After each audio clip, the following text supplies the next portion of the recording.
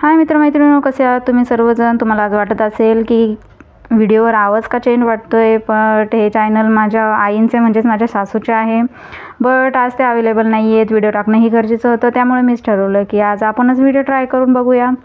But सुचतच नव्हतं नेमकं करावं काय रेसिपीमध्ये। नंतर आठवलं, अरे यार ननंदबाईंना मोमोज खायचे होते, तर मग ठरवलं की मोमोजच करूया। आणि घरी कोण नव्हतं, आम्ही दोघीच होतो, त्याच्यामुळं मग मोमोजच करायचं ठरवलं। त्याच्यासाठी कोबी बारीक अशी चिरून घेतली, त्यानंतर ती मिक्सरमध्ये ग्राइंड करून घेतली। ग्राइंड करताना हे लक्ष ठेवावे की त्यात जाडसर अशी कोबी नाही राहावी, पूर्णपणे ते ग्राइंड झालेले पाहिजे।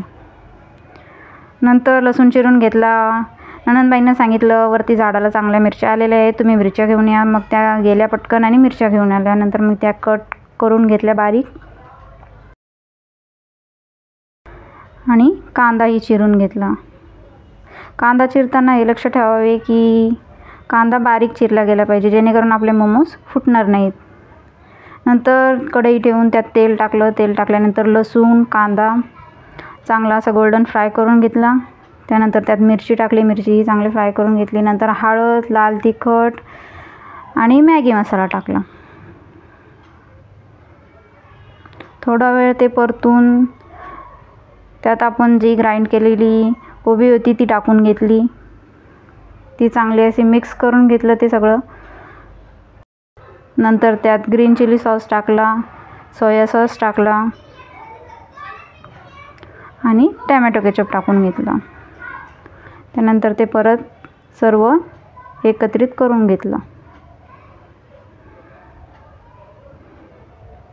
नंतर सगळ्यात इम्पॉर्टंट इन्ग्रेडियंट म्हणजेच काळी मिरी पावडर म्हणजेच ब्लॅक पेपर, ते सुद्धा टाकून घेतलं त्याच्यात, आणि मीठ टाकून 5 मिनिटं त्याला वाफ येण्यासाठी ठेवून दिलं। त्यानंतर इकडं डोची तयारी करून घेते मी। त्यासाठी मी बाउल घेतलं, त्यात मैदा घेतला, मीठ टाकून घेतलं, तेल टाकलं आणि पाण्यात ते मळून घेतलं आणि 10 मिनिटं रेस्टसाठी त्याला ठेवून दिलं। नंतर जी आपण स्टफिंग तयार केली होती ती थंड करण्यासाठी ठेवली। डोही बघितला, त्याला चांगला रेस्ट भेटला होता, जेणेकरून तो एकदम सॉफ्ट झाला होता। नंतर मी मोमोज करायला घेतले, थोडं पीठ लावून घेतलं आणि जशी आपण पुरी लाटतो तसंच लाटून घ्यायचं।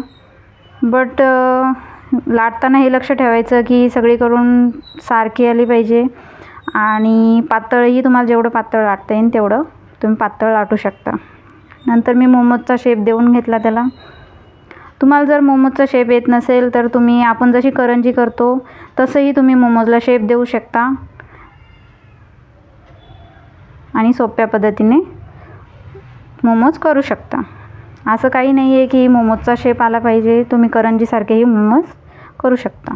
ज्या ताटात आपल्याला मोमोज ठेवायचे आहेत त्याला आधी थोडं पीठ टाकून घेतलेलं आहे त्याच्यात, आणि ते माझे सर्व मोमोज आता तयार झालेले आहेत।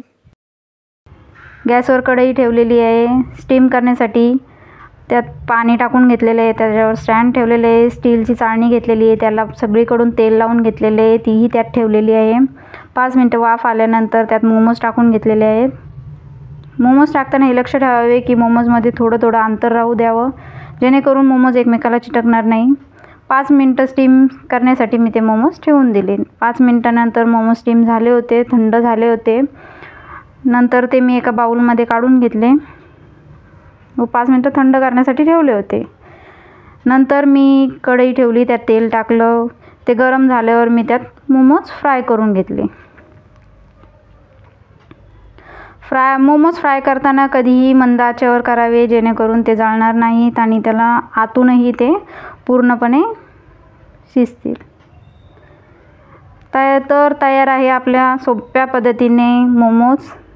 आता तुम्ही हे खाऊ शकता। रेसिपी ट्राय करून नक्की बघा।